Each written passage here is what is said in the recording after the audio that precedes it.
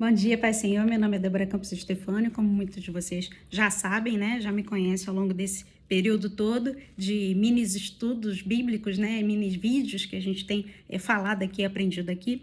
Na manhã do dia de hoje, nós estamos quase encerrando, né? Esse período de provérbios. Vamos ver o que Deus vai fazer, né? Se Ele vai nos direcionar para um outro livro, um estudo bíblico referente a comportamento, a família, né? A música, né? A louvor, a adoração, que muitos de vocês por trás dos bastidores já me conhecem, né, de muitos congressos e tantos outros retiros, né? Vamos ver o que Deus vai falar, Deus vai fazer. Direcionado sempre por aquilo, não pela minha vontade, não por aquilo que eu queira fazer, o que eu gostaria de fazer, mas crendo e entendendo que Deus vai confirmar ou não todas as coisas.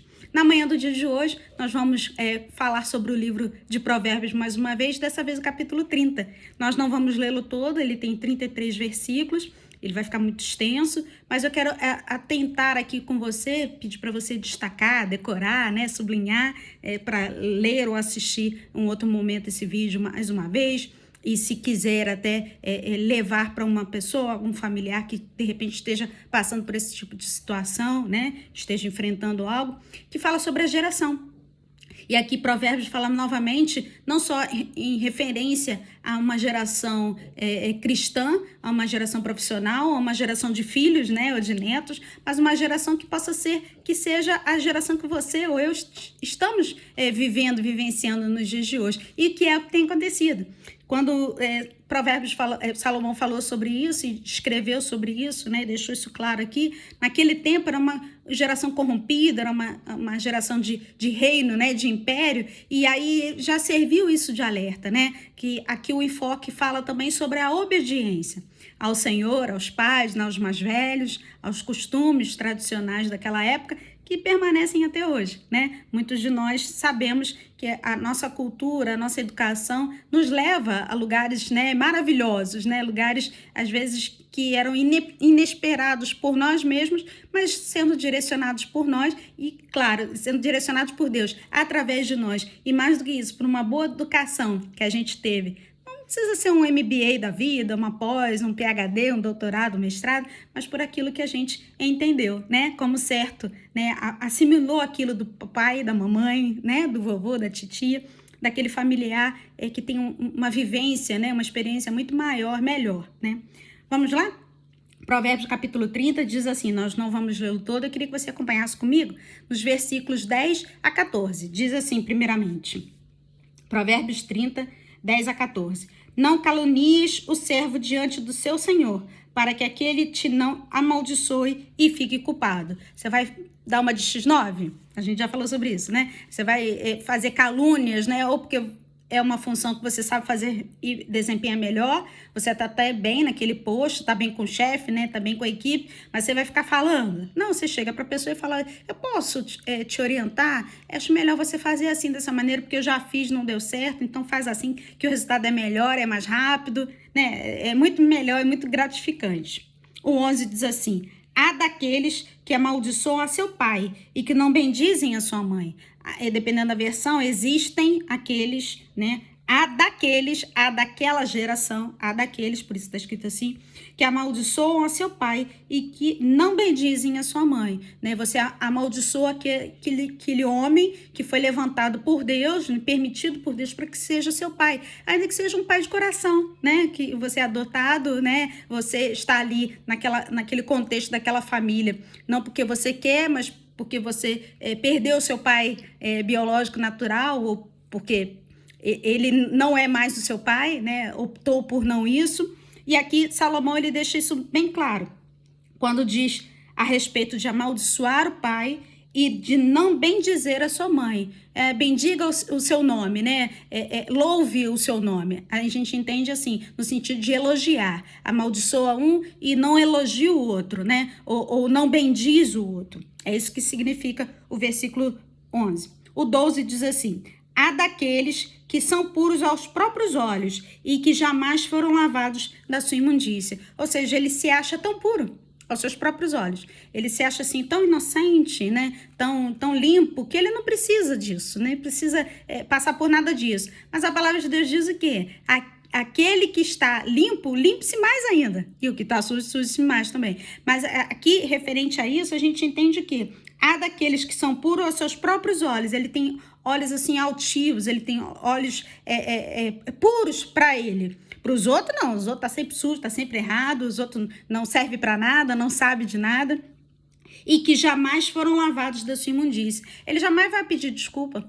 Ele jamais vai pedir perdão, porque ele acha que ele está certo. Ele não precisa ser lavado, ele não precisa ser purificado, ele não precisa ser santificado, porque ele entra no reino. Muitas das vezes, puxando aqui um pouquinho para a característica do louvor, ele entra para cantar, ele entra para louvar, até porque ele é líder, né, daquela célula, daquela igreja, daquele grupo, né, líder de louvor do Ministério de Louvor, líder de louvor da juventude, dos adolescentes, enfim, daquela equipe. Mas ele, na verdade, ele só faz barulho. Ele não está no Santo dos Santos, né? Ele está só ali no átrio. Aí eu estou puxando lá atrás do tabernáculo, né? Lá na época da lei, né? Lá de Moisés, lá de Gênesis, de Levíticos, né? Da época de Hebreus, né? Quando a gente entende, lê e aprende a respeito do tabernáculo, que é um foco mais para o louvor, para a área. Ele acha que ele está puro, que ele está certo. Então ele só faz o barulho, né? E do lado de fora, quantas pessoas? Tinham pias, né? Tinha os lavapés, né? Tinha até comércio, né? Mesmo dentro do tabernáculo, mesmo dentro do templo, né? Tem sempre aquele que puxa uma notinha maior, que o meu instrumento precisa ser destacado, né? Ainda mais que eu vou gravar, né? Eu vou gravar para botar na internet, eu vou gravar porque é um CD ou um DVD, ou vou gravar porque é uma live, né? E não é nada disso. Ele não precisa disso. Por quê? Porque ele está do lado de fora, né? Ele não entrou no Santo dos Santos. O Santo dos Santos é um lugar limpo, santo, santíssimo, né? E ele, como líder, ele precisa ter essa limpeza, essas vestes lavadas pelo sangue do Cordeiro, e mais do que isso, ele precisa levar o grupo, ele precisa levar aquela, porque ele é líder, ele precisa levar aquela igreja, né, aquele grupo ali, a estar também diante dele, né? O líder, ele não só dá a notinha mais alta, ele não dá só o dedinho lá pra gente mexer, que vocês devem lembrar que eu fazia os gestos para repetir, vamos voltar ou falar. Ele leva, né, você principalmente, né, a estar no Santo dos Santos, a estar na presença de Deus de mãos limpas, de vestes limpas. Mas aqui Salomão diz que ele tem olhos altivos, ele tem olhos esnobres, ele é intolerante. A gente vai ver isso lá na frente também. 14 diz assim: há daqueles cujos dentes são espadas e cujas queixadas são facas, para consumirem na terra os aflitos e os necessitados entre os homens. Ou seja, o 14 diz aqui, apesar dessa salada que talvez você não entenda, mas eu vou explicar melhorzinho para você. Há daqueles, existem aqueles cujos dentes são espadas, estão se ferrando, os dentes, vontade de morder, tá me irritando, essa criança, né, esse adolescente, nossa, eu não tenho paciência. Ó, viu? Os dentes são como espadas, que é a descrição de Salomão aqui, e cujos queixais são facas. Aí dá uma cabeçada, dá uma queixada. O pessoal aí do MMA, da luta aí, do pessoal aí do karatê aí, muitas das vezes até usa isso, né? De forma trazendo, né, para a luta, trazendo essa irritabilidade para o contexto do dia a dia, para consumirem na terra os aflitos e os necessitados entre os homens. Então aqui tem duas categorias, né, de seres humanos. Aquele que está aflito é porque aquele está sendo afligido, né, por alguma circunstância. Ele tem um alimento, mas ele precisa, na verdade, do dinheiro para pagar outra coisa, um medicamento que ele precisa, colégio. Então ele está aflito, né, diante da família, diante do chefe, que precisa daquele dinheiro, apesar de que ele está bem alimentado, apesar de estarmos num período tão ruim, né, tão crítico. E os necessitados entre os homens. Às vezes aqui já é o contrário. A necessidade dele não é nem financeira, nem alimentar, mas é uma necessidade de ter alguém para olhar por ele, para orar por ele, para ouvir a palavra que ele tem para dar, o desabafar, né? O ombro amigo. Então aqui são essas duas características, né, desses indivíduos, essas duas coisas que Salomão aqui descreve. Agora a gente, para não ficar muito longa, a gente vai pular para o 17, diz assim: os olhos de quem zomba do pai ou de quem despreza a obediência da sua mãe Corvos do ribeiro os arrancarão, e pelos pintões da águia serão comidos. Aqui, claro, é uma figura, né? Não vai, o bicho não vai lá pegar os seus olhos, mas os pintões aqui são os pequenos pássaros, serão usados, né? Utilizados para ir lá e tirar aquela palavra de você, daquele seu olhar, vai te desfocar e você vai perder a sabedoria. Você vai perder a direção. Porque se você não está vendo, você não está enxergando, os pintões aqui vão lá e tiram. Por quê? Porque os olhos de quem zomba do pai, os olhos de quem zomba, sabe quando você faz assim? Pai, você não sabe de nada, mãe, é outra época, agora é outra coisa. Eu que sei, olha os adolescentes aí falando, ou um profissional falando, não, eu que sei de tudo, eu manjo tudo. Os olhos de quem zomba do pai, ou de quem despreza sua mãe, às vezes você não fala nada, mas você despreza. Corvos no ribeiro os arrancarão e pelos pintões da águia serão comidos. Palavra pesada, né? Bem dura. O 32 e o 33, para a gente encerrar, diz assim, o 32. Se procedestes insensatamente, de forma insensata, em te exaltares, ou seja, em ficar com raiva, com ira, ou se maquinastes o mal, põe a mão na boca. Sabe quando você está falando com alguém? Ai, desculpa, chefe, não era bem isso que eu quis dizer. Eu falei um negócio, nem percebi, ela é maior do que eu, não só de tamanho, mas de idade, mais velha, né, de idade.